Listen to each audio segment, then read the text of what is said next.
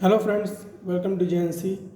Friends, इस video में जो हमारे पास क्वेश्चन है उसमें हमारे पास एक बैटरी मैट्रिक्स दे रखी है, बैटरी की मैट्रिक्स दे रखी है और हमें इक्विवेलेंट बैटरी पहले बनानी है। फिर हमें उस जो इक्विवेलेंट बैटरी है उससे कनेक्टेड रजिस्टर में फ्लो होने वाली मैक्सिमम करंट की वैल्यू बतानी है। तो फ्रेंड्स, मैं चाहूँगा पहले आप इस क्वेश्चन को अपने से ट्राई कर लो, उसके बाद आ जाओ मेरे सॉल्यूशन पे।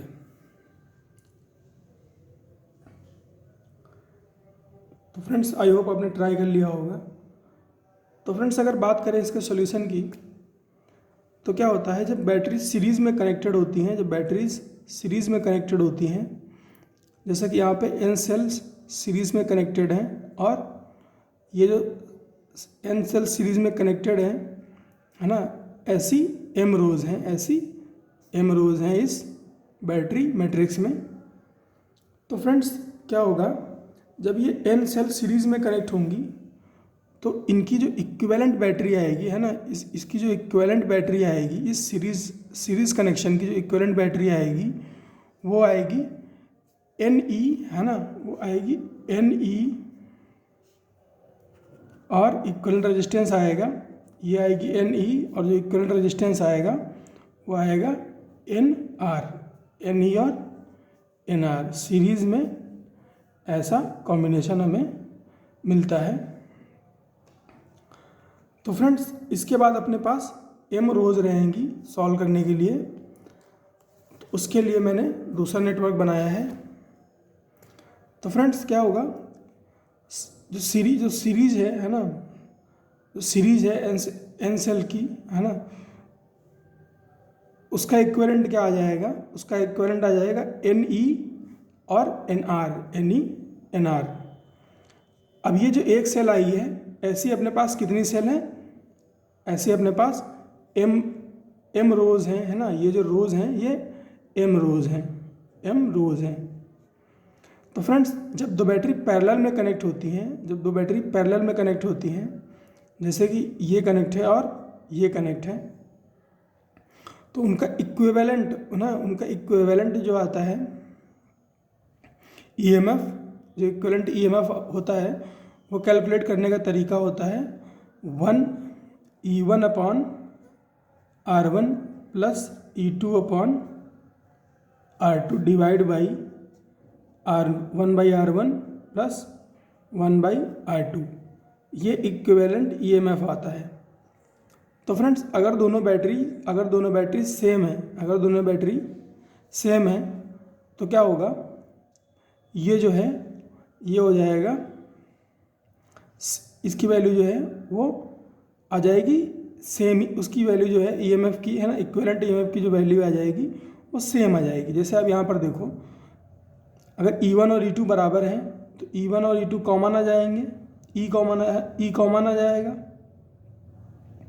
और अंदर क्या बचेगा, 1/R और 1/R, क्योंकि बैटरी सेम है तो दोनों का रेजिस्टेंस सेम हो गया, तो 1/R प्लस 1/R और नीचे क्या हो जाएगा 1/R प्लस 1/R। तो ऊपर से 1/R प्लस 1/R और नीचे से 1/R plus 1/R cancel out हो गया। तो ईएमएफ क्या आया, दो सेम बैटरीज का दोनों की एक बैटरी के ईएमएफ के बराबर आ गया, दैट इज ई। इसी तरह से इक्विवेलेंट रेजिस्टेंस जो होता है वो क्या होता है, आर इक्विवेलेंट होता है 1/R प्लस 1/R। तो ये कितना हो जाएगा 2/R, या फिर आर इक्विवेलेंट जो हो जाएगा वो कितना हो जाएगा R/2। तो फ्रेंड्स, यहाँ पर देखो एन ई ईएमएफ वाली, है ना, एम बैटरीज कनेक्टेड हैं पैरेलल में, तो इनका इक्विवेलेंट ईएमएफ कितना आ जाएगा, एन ई के बराबर ही आ जाएगा। और जो इनका इक्विवेलेंट रेजिस्टेंस है ना, जैसे इक्विवेलेंट रेजिस्टेंस है वो कितना आ जाएगा, वो आ जाएगा NR/M। जैसे यहाँ पे R/2 आ गया है, दो बैटरीज थी, है ना, तो R/2 हो गया। अब यहाँ पर M बैटरीज है तो क्या हो जाएगा, और एक का रेजिस्टेंस कितना है, एन आर है, तो हो जाएगा एन आर और कितनी बैटरीज हैं, एम, तो divide by M, N R by M. तो ये अपने पास इक्विवेलेंट बैटरी आ गई उस बैटरी मैट्रिक्स के बराबर। अब हमें क्या कैलकुलेट करना है, अब हमें मैक्सिमम करंट कैलकुलेट करनी है रेजिस्टेंस से। तो फ्रेंड्स मैक्सिमम करंट कैलकुलेट करने से पहले हमें करंट निकालनी पड़ेगी कि कितनी करंट है। तो उसके लिए अपने पास सीधा सीधा रास्ता है ना, voltage divide by resistance. Voltage कितना है, एन ई, तो एन ई हो गया। रेजिस्टेंस कितना है, ये N R upon M, N small r upon M plus this capital R, तो N small are divide by small m plus capital R. अब इस m को मल्टीप्लाई कर दो स्मॉल r से और ऊपर भेज दो, तो अपने पास बचेगा N M E divide by small n into small r plus small m into capital R। अब फ्रेंड्स i की वैल्यू जो है वो मैक्सिमम कब होगी, i की वैल्यू मैक्सिमम तब होगी जब ये वाला पोर्शन है जो n small r plus m capital R minimum हो, है ना, m capital R plus n small r minimum हो। अब इसकी मिनिमम वैल्यू कब कैसे आ सकती है, तो फ्रेंड्स वैसे तो हम इसको चाहें तो डिफरेंशिएशन से भी कर सकते हैं, लेकिन हम एनालिटिकल मेथड यूज़ करेंगे। हम क्या करेंगे, हम इसका स्क्वायर बनाएंगे, इसका स्क्वायर बनाएंगे। इसका स्क्वायर कैसे बनेगा, root under M R minus root under N R का whole square plus 2 root under N M capital R small r. इसको आप इसका स्क्वायर ओपन करोगे तो आपको फिर से यही रिजल्ट मिल जाएगा। अब फ्रेंड्स ये जो है ये तो फर्दर रिड्यूस नहीं हो सकता, लेकिन ये फर्दर रिड्यूस हो सकता है कब, जब root under M capital R बराबर हो जाए root under N small R के बराबर हो जाए। तो root under small M capital R minus root under small N capital small R equal to zero हो जाए।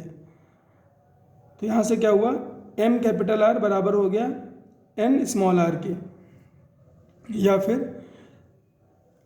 कैपिटल आर बराबर हो जाए small N by small M into small R के। और फ्रेंड्स ये क्या है, जो कैपिटल आर क्या है, ये एक्सटर्नल रेजिस्टेंस है, और small N divide by small M into small R क्या है, इंटरनल रेजिस्टेंस है। तो यहाँ से हमें एक कंक्लूजन मिला कि अगर बैटरी का इंटरनल रेजिस्टेंस बराबर हो जाए एक्सटर्नल के रेजिस्टेंस के, तो हमें मैक्सिमम करंट मिलती है। तो फ्रेंड्स मैक्सिमम करंट की वैल्यू कितनी होगी, इस कैपिटल आर की वैल्यू को सब्स्टिट्यूट कर देते हैं यहाँ पर।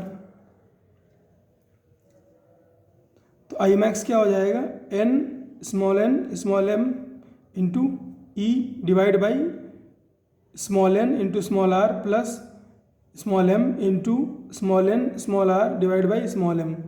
ये कैंसिल आउट हो जाएगा स्मॉल एम। तो ये नीचे क्या हुआ, नीचे बचा 2 स्मॉल एन स्मॉल आर और ऊपर क्या है स्मॉल एम ई। यहाँ पर एन और एन कैंसिल आउट हो जाएगा।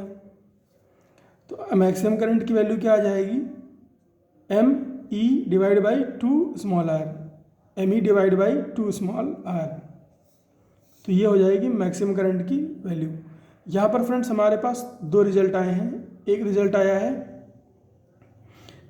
आया है कि मैक्सिमम करंट कितनी होगी, है ना, that is M E upon 2 small R, और दूसरा रिजल्ट आया है कि बैटरी मैक्सिमम करंट तब डिलीवर करती है ना, जब एक्सटर्नल रेजिस्टेंस बराबर हो इंटरनल रेजिस्टेंस के। और फ्रेंड्स यही कंडीशन यूज़ होती है मैक्सिमम पावर कैलकुलेट करने के लिए,